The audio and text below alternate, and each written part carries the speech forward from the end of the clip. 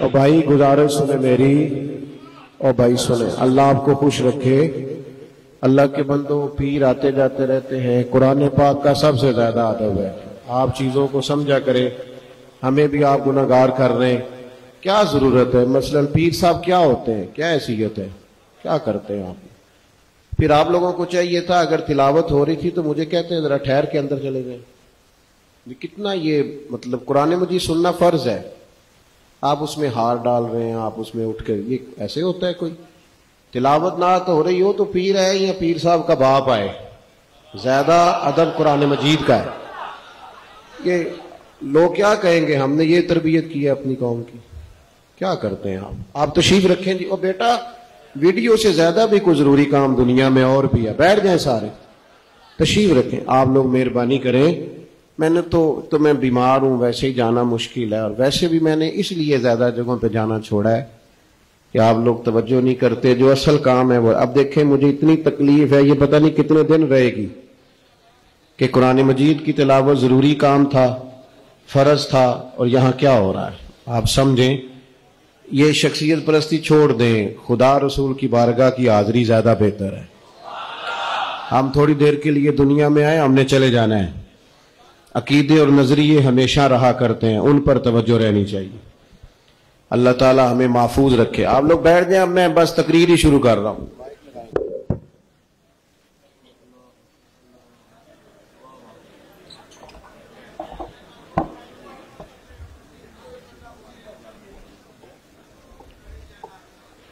نحمده ونصلي ونسلم على رسوله الكريم، اما بعد، اعوذ باللہ من الشیطان الرجیم، بسم اللہ الرحمن الرحیم، وَإِنَّكَ لَعَلَىٰ خُلُقٍ عَظِيمٍ۔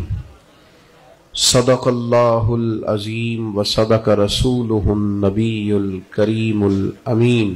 درود پاک پڑھیے۔ الصلاۃ السلام علیکہ یا رسول اللہ وعلی آلک واصحابک یا حبیب اللہ، الصلاۃ والسلام علیکہ یا نبی اللہ وعلی آلک واصحابک یا نور۔ حمد و صلاۃ کے بعد انتہائی خوبصورت آپ کی محفل پاک اور بڑی تعداد میں محبوب کریم علیہ السلام کے غلاموں کا یہاں جمع ہونا، اللہ تعالیٰ اس محفل کو ہم سب کے لیے باعث خیر و برکت فرمائے۔ بالخصوص ہمارے جن بھائیوں نے بڑی جد و جہد کی، وہاں کئی دفعہ میرے پاس تشریف لائے، اللہ تعالیٰ ان کو بہترین صلہ عطا کرے، ان کی کوشش کو اپنی بارگاہ میں مقبول فرمائے۔ کسی کو میں نے ڈانٹا ہو تو اس سے معذرت خواہ ہوں، لیکن یہ ہے کہ اصول ہی ہوتے ہیں۔ آپ ایک چیز طے کر لیں کہ قرآن مجید پڑھا جا رہا ہے، اب کوئی بھی آئے، آ جائے گا جو آئے گا، اس میں کیا ہے؟ اللہ تعالیٰ آپ کو سلامت رکھے، چیزوں کو سمجھیں۔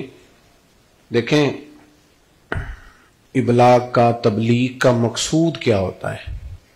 اس کا مقصود تربیت ہے، ہمیں تربیت لینی چاہیے۔ پھر آپ ماشاءاللہ جتنی بڑی تعداد میں آپ لوگ آئے ہیں، میں سب سے ایک سے ملاقات نہیں کر سکتا، آپ بات کو سمجھیں، وہ اس کے لیے ایک وقت درکار ہے، اس کے لیے ایک بندوبست درکار ہے۔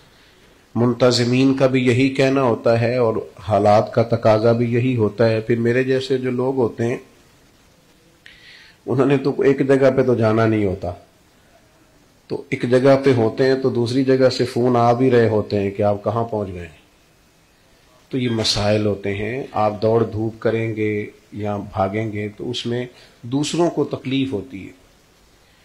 میں ایک دفعہ داتا صاحب رحمۃ اللہ علیہ حاضر ہو گیا تھا، تو وہاں بڑے سارے لوگ اٹھ گئے، شور ہوا، کچھ لوگ قرآن پاک پڑھ رہے تھے۔ وہ میرے دل سے بوجھ نہیں گیا ابھی تک کہ یار میں نے لوگوں کی عبادت میں دخل اندازی کی۔ اللہ آپ کو سلامت رکھے۔ کرتے آپ پیار سے ہی ہیں، پر چلو پیار بھی اگر پیار سے کر لیا جائے تو زیادہ اچھا ہے، پیار بھی اگر پیار سے کر لیا جائے۔ آپ ناراض تو نہیں آپ لوگ؟ کچھ بندے ہیں جی نہیں نے ہاں نہ کی تھی، بلکہ گھور رہے ہیں الٹا زور۔ آپ ہنسے ہیں تو مجھے اس کا بھی اجر ہوا ہے، اللہ آپ کو برکت دے۔ چند ایک باتیں آپ سے عرض کرنی ہے، بس میں صرف اس بات پہ تھوڑا سا عرض کرتا ہوں کہ ہمیں اصولوں کو سمجھ لینا چاہیے اور اس کی روشنی کے اندر ہی ہمیں معاملات کو دیکھنا چاہیے. کبھی میں تو کہتا ہوں حضور کی نعت بھی ہو رہی ہو تو پیر صاحب آئیں گے تو انشاءاللہ بیٹھ جائیں گے کہ کیا ہوتا ہے پیر صاحب کو. یہاں پیر صاحب کو اتنا شوق تھا. کھینچ لیجیے آپ تشریف رکھ. اب کوئی دوست موبائل لے کے کھڑا نہ ہو جی. جو پیچھے بیٹھے ہوتے ہیں ان کو بیچاروں کو پریشانی ہوتی کہ آگے کیوں کوئی کھڑا ہوا. تو پیر صاحب آئے ہیں تو انشاءاللہ وہ بیٹھ جائیں گے. اگر انہوں نے شوق سی تو پھر ٹائم نہ لا جاندے یہاں پہ تو یہ ٹھیک نہیں ہے چیزیں. اللہ تعالیٰ سلامتی. اور ویسے بھی وہ مہمان خصوصی ہوتے ہیں جو انتظار کرتے ہیں. تو ہم تو عام لوگ ہیں آپ کے بیچ میں سے ہیں. اللہ تعالیٰ آپ کو جزائے خیر عطا فرمائے. ارے کب سے بیٹھے ہیں؟ او اللہ آپ کو سلامت رکھے. اللہ آپ کو جزائے خیر عطا فرمائے. اللہ تعالیٰ آپ کو برکت عطا فرمائے. یہ آپ کی محبت ہے ورنہ من آنم کے من دانم. میں تو جو ہوں مجھے اس کا پتہ ہی ہے. اللہ آپ کو سلامتی عطا کرے. میں بھی کل میرا سارا دن ہاسپٹل میں گزرا ہے. میری طبیعت ٹھیک نہیں تھی. اس لیے گیا تھا کہ دوست بڑے پیار سے آتے ہیں اور دور دور سے آتے ہیں تو پھر ان کو مایوسی ہوتی ہے. یعنی اس گل کا مطلب ہے جی تسی بھی پیار کر دیو تو میں بھی بڑا کرنا. یہ معنی ہے اس بات کا. اللہ آپ کو جزائے خیر دے. دو چار باتیں عرض کرنی ہے. عزیز دوستو ہمارے ہاں نا اخلاق کا معنی لوگوں نے صرف سمجھ لیا ہے ہنس کے بولنا ہی اخلاق ہے اور صرف میٹھا بولنا ہی اخلاق ہے. حالانکہ میٹھا تو بعض اوقات لوگ اپنے مطلب کے لیے بھی بولتے ہیں. اخلاق کہتے ہیں انسان کی عادات کو, اس کے باطنی اوصاف کو سنور جانے کو اخلاق کہا جاتا ہے. جب آپ کی عادات سنور جاتی ہیں نا, یعنی میٹھا بولنا بھی اخلاق ہے لیکن سچ بولنا اس سے بڑا اخلاق ہے. جب انسان کی عادات جب ہماری عادات ٹھیک نہیں نہ ہوتی تو ہمیں خود بھی اس کی تکلیف ہوتی ہے. میں نے بہت سارے لوگوں کو دیکھا ہے, لوگوں کا خیال ہوتا ہے بڑا غصے والا بندہ ہے, لیکن میں ان بیچاروں کو جانتا ہوں غصہ ان کو آتا ہے پر وہ خود بھی اپنی اس عادت سے تنگ ہوتے ہیں. کئی دفعہ کہتے ہیں جناب مجھے بڑا غصہ آتا ہے اور پھر بزرگوں کے سامنے بات کر لیتا ہوں تو پریشان ہوتا ہوں. کوئی وظیفہ بتائیں میرا غصہ ختم ہو. ہماری جب عادات خراب ہوتی ہیں یا کہیں گڑبڑ ہوتی ہیں تو اس کی ہمیں خود بھی تکلیف ہوتی ہے. یہ مت سمجھا کریں کہ اس آدمی کی عادت بگڑی ہوئی ہے تو یہ سکون میں ہے. بے صبر آدمی, غصے والا آدمی, حریص آدمی, لالچی آدمی, جھوٹ بولنے والا آدمی, یہ لوگ خود بھی اپنی عادات سے پریشان ہوتے ہیں. اور پھر سب سے زیادہ تکلیف ان لوگوں کو ہوتی ہے جو ان کے زیادہ قریب رہتے ہیں. مثلا جھوٹ بولنے والے آدمی سے سب سے زیادہ پریشان اس کے ماں باپ ہوتے ہیں. اگر آپ ناراض نہ ہوں تو جھوٹ بولنے والے آدمی سے سب سے زیادہ پریشان اس کی اہلیہ ہوتی. وہ کہتی ہے کہ تو مجھے سچ بتایا کر, جدھر جاتا ہے اسی کا نام لیا کر. سب سے زیادہ تکلیف قریبی لوگوں کو ہوتی ہے. میاں بیوی کا رشتہ پیسوں سے نہیں کھڑا ہوتا, اعتماد سے کھڑا ہوتا ہے. اخلاقی رویے جب ہمارے جیسے جیسے بگڑتے ہیں, جیسے جیسے خراب ہوتے ہیں, ویسے ویسے ہم بھی تکلیف میں آتے ہیں اور ہمارے قریبی لوگ بھی تکلیف میں آتے ہیں. کرنا کیا ہے ہمیں اپنے اخلاق کو اس لیے سنوارنا ہے کہ ہمیں اللہ تعالیٰ نے خلق عظیم والے رسول کا غلام بنایا صلی اللہ تعالی علیہ وسلم. اللہ کریم نے فرمایا وَإِنَّكَ لَعَلَىٰ خُلُقٍ عَظِيمٍ, اے محبوب بے شک آپ عظیم اخلاق پر ہیں. اعلیٰ ترین اخلاق اللہ تعالیٰ نے نبی پاک علیہ السلام کو دیے. ایسا نہیں ہے کہ جو بات اعلیٰ تھی وہ حضور نے کی, بلکہ محبوب نے وہ بات کی ہے کہ اس سے اعلیٰ بات مزید ہو سکتی ہی نہیں. یہ نہیں کہ صرف اچھی بات کی, حضور نے اتنی اچھی بات کی ہے کہ اس سے مزید اچھی بات ہو سکتی. بات کی سمجھ آ رہی ہے آپ حضرات؟ ہمیں اپنے اخلاق کے سنوارنے پر خاص توجہ دینی ہے. کہاں سے شروع ہوتا ہے؟ وہ آپ کہیں سے بھی سٹارٹ کر لیں. سب سے پہلا اور سب سے بنیادی کام یہ ہے کہ سوچیں کبھی بری نہ رکھیں. انسان دنیا میں جتنے بھی اعمال کرتا ہے سوچ کی بنیاد پر کرتا ہے. اس لیے بخاری کی پہلی حدیث ہے کہ اعمال کا دار و مدار نیتوں پر. آپ کی سوچیں ہمیشہ مثبت ہونی چاہیے.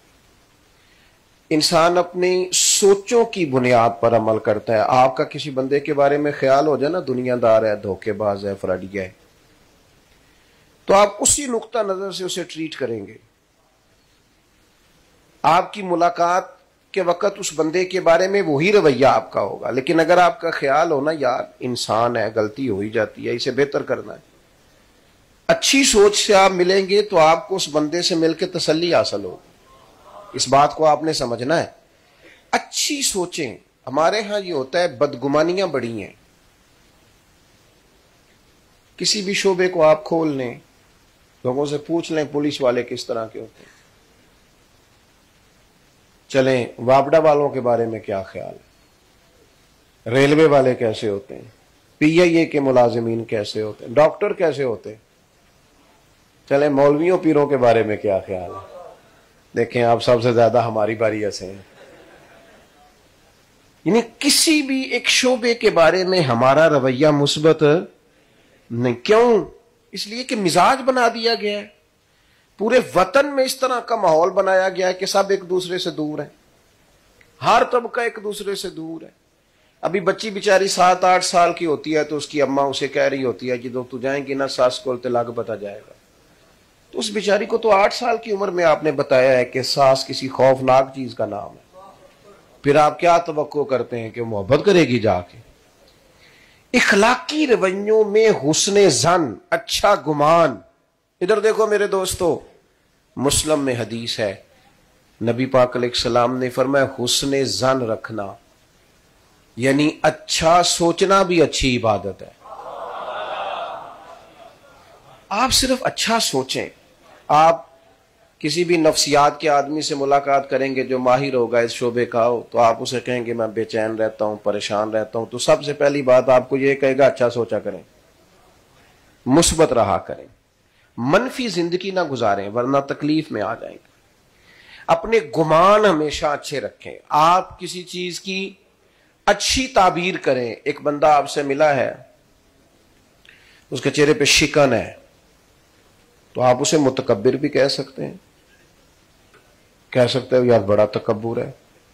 لیکن اگر آپ اللہ کے بندوں کو گنجائش دینا تو یہ سوچیں یار آج فلانا ملا تھا کچھ پریشان پریشان سا لگتا تھا, اس کے لیے دعا کرنا خیر ہو صحیح. ایک رویہ وہ ہے کہ بڑا تکبر ہے, ایک رویہ یہ ہے کہ یار تھوڑا تھوڑا نا بندہ پریشان تھا, اللہ جانے کیا تھا. اب اس رویے کے اندر نفرت ہے اور اس رویے کے اندر محبت ہے. ہم جب اخلاقی طور پر سنورنا چاہتے ہیں نا, نبی پاک علیہ السلام نے 10 دن قیام کیا ہے طائف میں. عرب کے لوگ ویسے روایتی طور پر بھی مہمان نواز تھے, لیکن ان کی جو روایتی مہمان نوازی ہوتی تھی وہ بھی انہوں نے حضور کے ساتھ نہیں کی. جو رواج تھا ان کا وہ بھی نہیں کی. حضور نے تبلیغ کی, انہوں نے جواب میں روڑے مارے. تو جب صحابی نے عرض کی یا رسول اللہ دعا کرے نا یہ تباہ ہو جائے. ہم سارے کہتے ہیں نا نبی پاک نے دشمنوں کے لیے دعا کی, کہتے ہیں پتہ ہے ہمیں. چلے ایک عقیدے کا دشمن ہے اس کی بات نہیں کرتا, جو ہمارا ذاتی دشمن ہے صرف ذات کا. ایک دفعہ یہ حضور کا طریقہ زندہ کرو نا, زندگی میں ایک دفعہ دشمن کے لیے دعا کر کے دیکھو نا, بلا ہے تو صحیح نا ہمارے محبوب کا طریقہ, بولیے ہے نا. میں روز کرنے کو نہیں کہتا, میں کہتا ہوں ایک دفعہ زندگی میں کرو پتہ لگے. لیکن ہم یہ اخلاقی جرت رکھتے, کریں دعا بیگانوں کے لیے, اس سے دل میں درد پیدا ہوگا, سکون پیدا ہوگا, اطمینان پیدا ہوگا. اچھا گمان, یا رسول اللہ صلی اللہ تعالی علیہ وسلم ان لوگوں کے لیے دعا کریں یہ تباہ ہو جائیں. 10 دن قیام کیا ہے, انہوں نے روڑے مارے ہیں جواب میں. تو نبی کریم نے دعا شروع کی. جس طرح کسی چھوٹے بچے کے بارے میں اس کا باپ نہیں کہتا ابھی سے پتہ ہی نہیں، ابھی نہ سمجھ ہے، حضور فرمانے لگے اے اللہ انہیں ہدایت دے دے، انہیں پتہ ہی نہیں یہ کیا کر رہے ہیں. یہ گمان کی بلندی دیکھیں آپ، سوچ کی وسعت دیکھیں. فرمایا انہیں پتہ نہیں ہے یہ، انہیں میرے مالک ہدایت دے دے. میرے عزیز، ہم تو اپنے بچوں کے بارے میں بدگمانی کرتے ہیں. مجھ سے ناراض نہیں ہونا آپ نے، بچے سے غلطی ہو گئی ہے نا، تو آپ بھی تو کہہ رہے ہیں نا بچہ ہے. جب آپ سمجھانے لگے تھے تب آپ کہہ رہے تھے میرے واسطے پتر تو ساری عمر بچہ ہی رہنا ہے. لیکن غلطی ہو گئی تو آپ نے جناب شروع کر دیا ساڑھے بال نہیں ٹھیک ہو سکتے، تہاڈا کچھ نہیں بن سکتا، تسی کدی نہیں اگے جا. یہ کون کہہ رہا ہے؟ وہ بچے سے غلطی ہو گئی ہے نا، وہ انسان ہے، بھول گیا بیچارہ. تو کرنے کا کام یہ ہے کہ آپ اس شخص کے ساتھ رویے کی نرمی دکھائیں، آپ خوبصورتی دکھائیں، لیکن آپ وہ دکھا ہی نہیں رہے. نبی پاک علیہ السلام نے ہمیشہ اچھے گمان رکھے، اچھے گمان. اور جب ہدایت کی دعا کی تو وہ صحابی عرض کرنے لگے یا رسول اللہ ایک بندے نے بھی بات نہیں مانی اور آپ ان کی ہدایت کی دعا کر رہے ہیں. تو دیکھو حضور کی سوچ کی وسعت. کریم فرمانے لگے یہ نہیں نہ مانتے تو پھر بھی میں ان کی ہلاکت کی دعا نہیں کروں گا، اس لیے کہ یہ نہیں بھی مانتے تو مجھے امید ہے ان کی آنے والی نسلیں مان جائیں گی.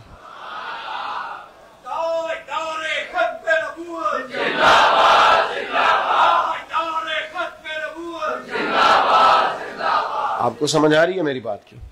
اچھا گمان رکھیں، اچھا گمان.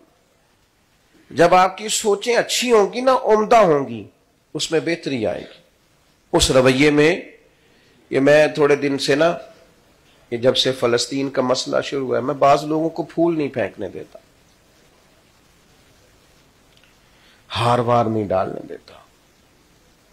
مجھے نا کچھ قلبی طور پر بعض چیزوں کی کسک محسوس ہوتی ہے. میں کہتا ہوں ہم کہاں الجھے ہوئے ہیں اور ہمارے بھائی کیا کر رہے ہیں. چلے بودو باش ہی سادہ کر لیں یار، تھوڑی سی کچھ چیزوں سے واپسی آئیں، کچھ تو تھوڑا سا ہم اپنے اندر احساس لائیں بعض چیزوں. لیکن کوئی ایسی چیز وہ جو حضور نے فرمایا تھا مومن جسم کی طرح ہے، ایک حصے کو تکلیف ہوتی ہے تو باقی سارا بھی. لیکن وہ تکلیف ہم تو کبھی خبروں میں محسوس کرتے ہیں، آ جائے تو آ جائے، پھر سن لی تو پھر اپنے کام. وہی ہمارے مزاج.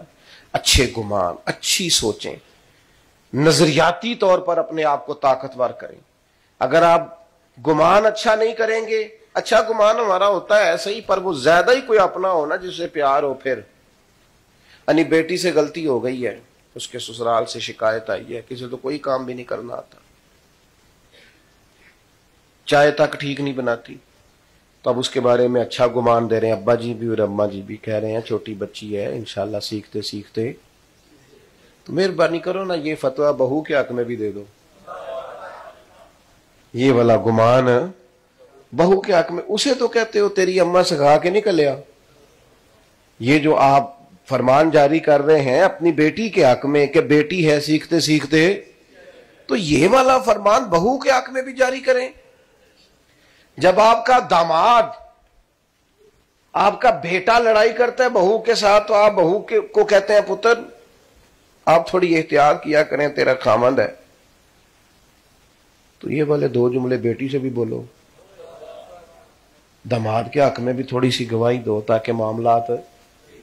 لیکن ہمارا گمان اگر کہیں ہے پہلے تو اچھا ہے نہیں، اور اگر ہے تو پھر صرف اپنے قریبی. دوسرا اخلاق جو ہم نے سیکھنا ہے، جس کی ہمیں بڑی ضرورت ہے، کسی بندے سے بھی اختلاف کرے نا، اختلاف فروع میں ہو جانا، رائے میں ہو جانا، یہ بری بات نہیں. امام احمد بن حنبل کا امام شافعی سے، ان کا امام مالک سے، ان کا امام اعظم سے، بزرگوں کا رہا فروع میں، عقیدے سب کے ٹھیک تھے. کسی جگہ رائے کا اختلاف ہو جانا کوئی بری چیز نہیں، لیکن اسے ضد بنا لینا. صبح گھر میں کیا پکانا ہے اس پر اتفاق ہو جاتا ہے، تو کا ضد پال لیں بچوں سے. بچہ کہہ رہا ہے کہ نہیں میں نے نہیں کھانی آلو گوبھی جو آپ پکا رہے ہیں، تو آپ ضد کریں گے، اس کے ساتھ رٹا کریں گے. بلکہ اس کی اماں تو چپکے سے اسے پیسے دیتی ہے، پتر چپ کر لڑائی نہ پا، تو باہروں کچھ کھا لے. ہم اختلاف کرتے ہیں پر اسے ضد بنا لیتے ہیں. اختلاف ضرور کریں، اختلاف صرف قبرستان میں نہیں ہوتا اس لیے کہ وہاں زندہ کوئی نہیں ہوتا، باقی زندہ لوگوں میں رائے کا اختلاف، لیکن اسے ہمارے ہاں نا آج کل مشورے کا رواج ختم ہو گیا، سارے حکم ہی دیتے ہیں. کسی بندے کو آپ نے بلایا، کہا یار یہ مشورہ دینا، اس نے مشورہ دیا، لیکن آپ نے اس کی رائے پہ عمل نہیں کیا، آپ نے کوئی اور رائے پسند کی، اب وہ ناراض ہو جاتا ہے. اپنا ہے، پیار ہے، لیکن وہ کہتا ہے جے میری مننی نہیں سی تو پھر مینوں، او بھائی آپ سے مشورہ مانگا تھا، آپ نے حکم دے دیا ہے. صرف اتنی سی بات ہے، رائے لی تھی، آپ کو غلط فہمی ہو گئی کہ آپ سے حکم مانگا ہے. اختلاف دلیل کی حد تک، دلیل مل گئی پھر اختلاف ختم، ذہن صاف ہو گیا، پھر دلیل آ گئی، پھر معاملہ. حضرت فاروق اعظم رضی اللہ تعالیٰ عنہ مسجد شریف میں جمعے کے خطبے کے لیے آئے. آپ نے گفتگو شروع کی تھی کہ سیدنا ابو ایوب انصاری رضی اللہ تعالیٰ عنہ اٹھ کے کھڑے ہوئے اور پورے دبدبے سے، پوری وزاداری سے، تم پتہ نہیں کس جمہوریت کی بات کرتے ہو، جمہوریت تو اس کو کہتے ہیں، حق کے راہ دہی تو اس کو کہتے ہیں. حضرت ابو ایوب انصاری اٹھ کے کھڑے ہوئے، کہنے لگے عمر نہ ہم آپ کی کوئی بات سنیں گے اور نہ آپ کی فرما برداری کریں. آپ نے فرمایا کیوں بھائی؟ یہ حوصلہ تھا ان لوگوں میں، تنقید سن لیتے تھے. کیا ہوا؟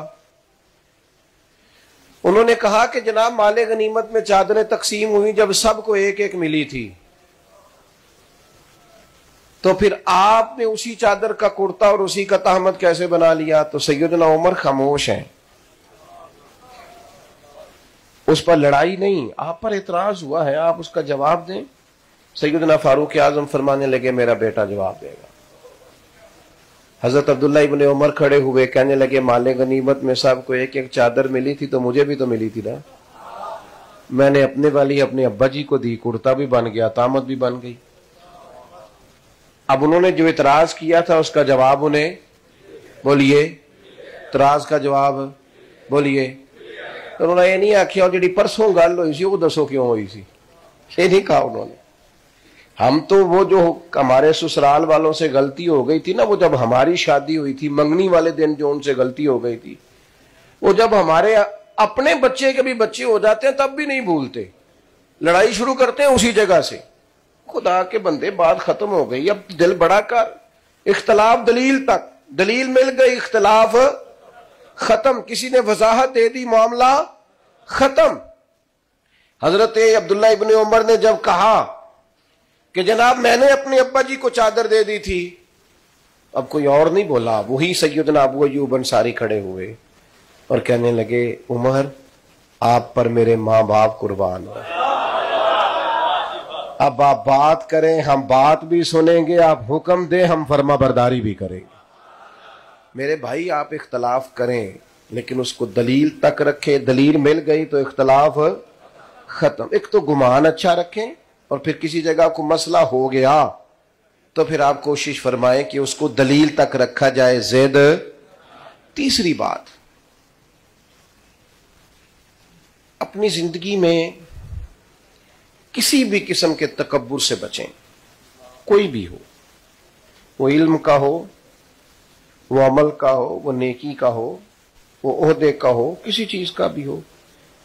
تکبر کئی اقسام کا ہوتا ہے. اگر آپ نمازی ہیں تو آپ کے دل میں بار بار وہ لوگ برے آپ کو لگتے ہیں جو نماز نہیں پڑھتے اور آپ شدت کرتے ہیں، تو پھر آپ کو بھی ذرا سمجھنے کی ضرورت ہے. حضرت سیدی سختی رحمت اللہ علیہ کے ساتھ حضرت جنید بغدادی مسجد میں آئے تو کچھ لوگوں کو سوئے دیکھا تو فرمانے لگے دیکھو کتنے نادان ہیں، مسجد میں آ کے تہجد کے ٹائم سو رہے ہیں، اٹھ کے اللہ اللہ کرنی چاہیے تھی. تو حضرت سیدی سختی کہنے لگے بیٹے اس سے تو بہتر تھا تو تہجد نہ ہی پڑھتا. نفل نماز ہے، جب اللہ رسول نے فرض نہیں کی تو لوگوں پر کیوں تنقید کر رہا ہے؟ تو ہمارے ہاں بعض لوگ پابند کرتے ہیں نا، کہتے ہیں باقی تو امام ساریاں گلاں ٹھیک نے، اثر دیاں پہلیاں 4 سنتا نہیں پڑھتا. تو میں نے کہا جب اللہ نے فرض نہیں کی تو آپ اتنی شدت کیوں کرتے ہیں بھائی؟ جو چیز رب رسول نے ضروری قرار نہیں دی آپ کیوں اتنی شدت کرتے ہیں؟ کہتے 20 منٹ پہلے آ کے مصلے پہ بیٹھنا چاہیے، تو آپ 30 منٹ پہلے آ جائیں، کوئی اعتراض نہیں، پر دوسرے کو آپ اس بات کا نفلی کام کا پابند کر سکتے.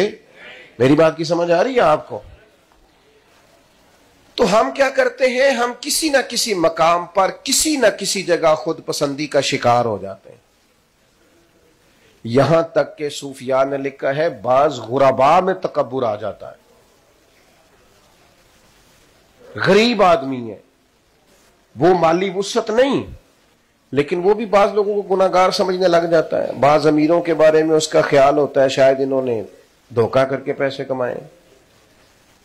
فرماتے ہیں یہ کسی جگہ بھی جڑ پکڑ لیتا ہے، علم کے ساتھ تکبر آتا ہے. امام غزالی کہتے ہیں کہ بعض لوگ ایسے ہوتے ہیں کہ ابھی پڑھائی شروع کرتے ہیں تو انہیں بڑے لوگوں کی چیزیں غلط نظر آنی شروع ہو جاتی ہیں. بڑے لوگوں، ایسا نہیں ہے بھائی. آپ زمین پہ رہیں، آپ لوگوں سے پیار کریں، آپ اللہ کے بندے بن کے زندگی گزاریں. سب سے بڑا ٹائٹل بندہ مومن کے لیے یہ ہے کہ وعباد الرحمن. اور عباد الرحمن کون ہوتے ہیں؟ وعباد الرحمن الذین یمشون علی الارض ہونا. رحمان کے بندے وہ ہیں جو زمین پر عاجزی کے ساتھ چلتے ہیں، جن کے مزاج میں عاجزی ہوتی، انکساری. آج کل جس بندے کے پاس ڈرائیور رکھنے کے پیسے ہوتے ہیں نا، وہ بیچارہ بڑا پریشان ہو جاتا ہے. اس کا خیال ہوتا ہے چونکہ ڈرائیور میں نے رکھا ہے تو اب نہ میری گاڑی کا دروازہ بھی ڈرائیور کو ہی کھولنا چاہیے.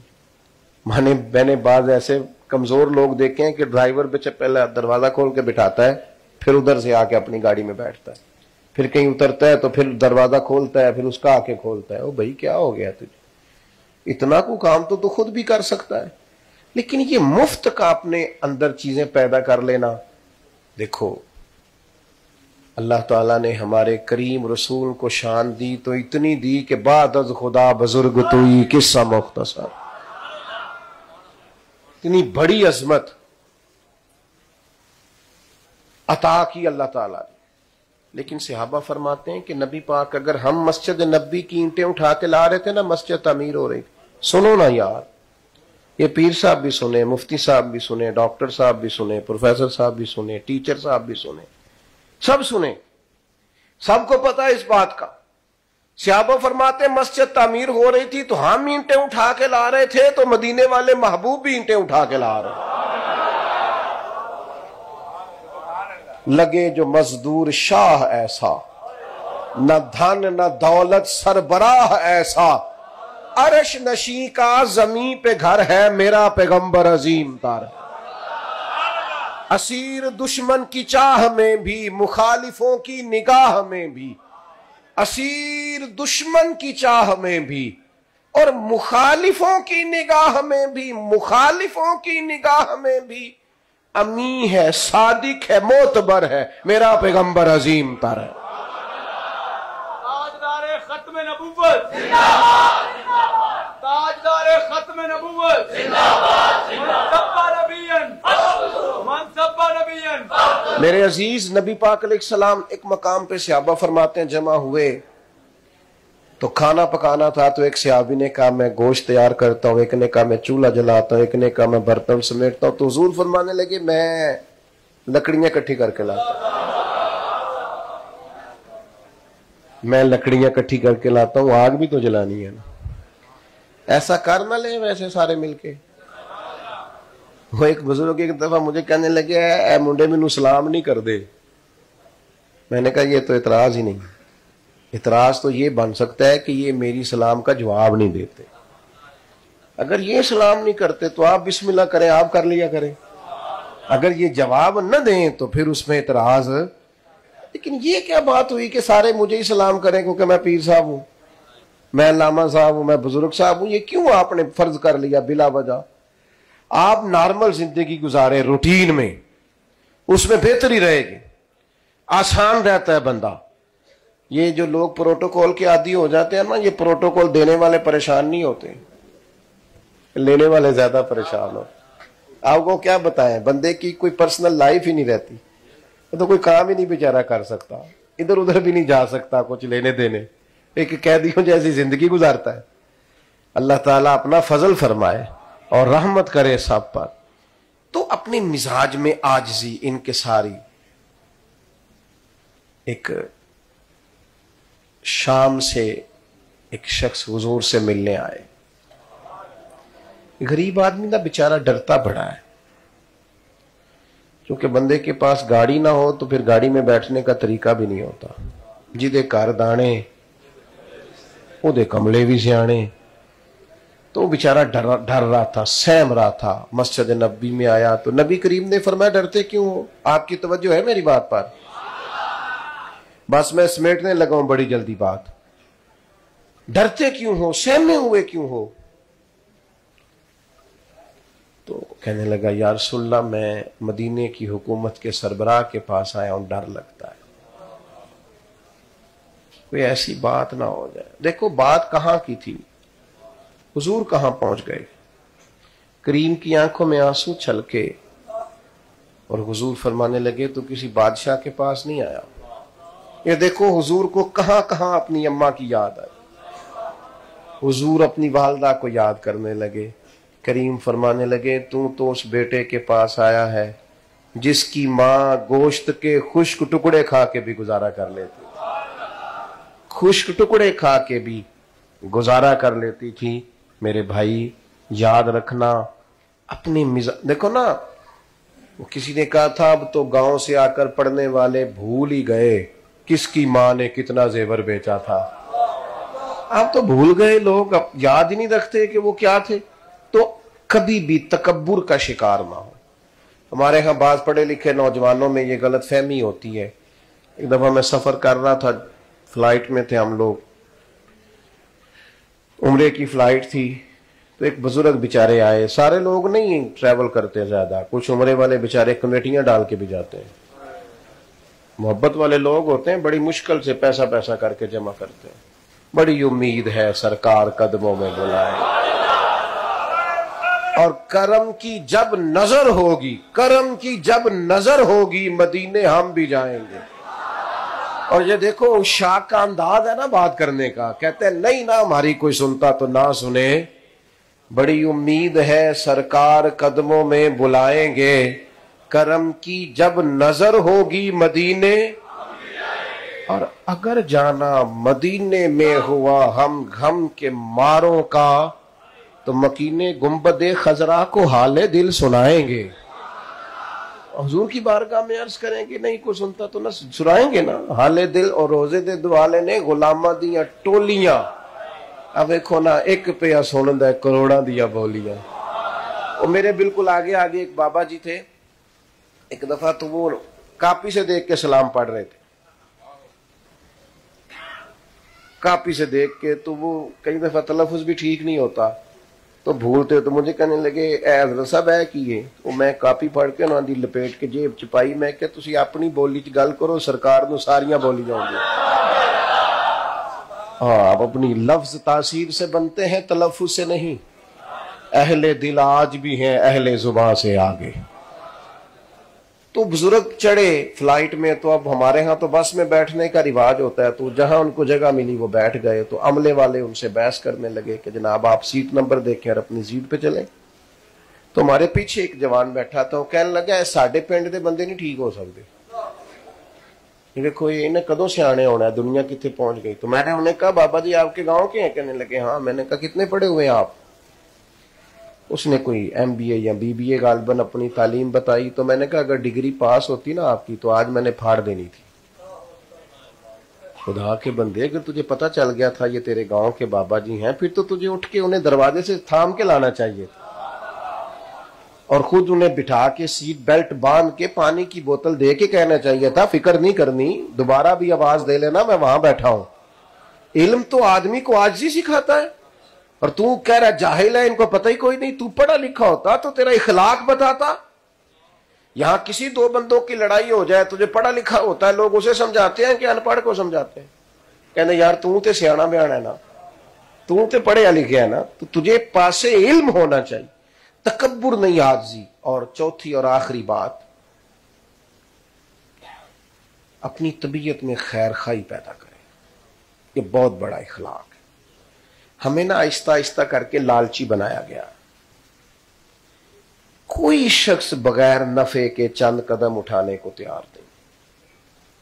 یہ ہماری دینی محفل ہے نا، تو اگر دینی محفلوں میں بھی سارا دن یہ بحث چلے کہ مولوی اتنے کا، نعت کا اتنے کا، قاری اتنے کا، نقیب اتنے کا، اللہ ماشاء، کیا پیچھے رہ گیا؟ خیر خواہی کا مزاج پیدا کریں. ہم پتہ کیا کرتے ہیں، ہم لوگوں کو تعاون دیتے ہیں تھوڑا بہت کبھی مجبوراً، لیکن کسی بندے کو پوری طرح سیٹ کرنے کی ہم کوشش، ہم سوچتے ہیں اگر ہماری دکان کے ساتھ اور دکان پڑ گئی تو پتہ نہیں ہمارا رزق یہ لے جائے گا. ایسا ہو سکتا؟ یہ نہیں ہو سکتا. لوگوں کو مضبوط کریں، انہیں سیٹ کرنے کی کوشش کریں، ان کے مزاج. نبی کریم علیہ السلام نے کیا کیا؟ حضرت عمر کیا کہا کرتے تھے؟ فرماتے تھے میں تو اونٹ چراتا تھا. یہ دیکھو کریم کا کرم ہے کہ 24 لاکھ مربع میل کی حکومت چلانے کے قابل کر دیا. کس نے ذروں کو اٹھایا اور صحرا کر دیا، قطروں کو ملایا اور دریا کر دیا. کسی کو مضبوط کریں، کسی کو طاقتور کریں، کسی اسٹوڈنٹ کی فیس آپ بھریں.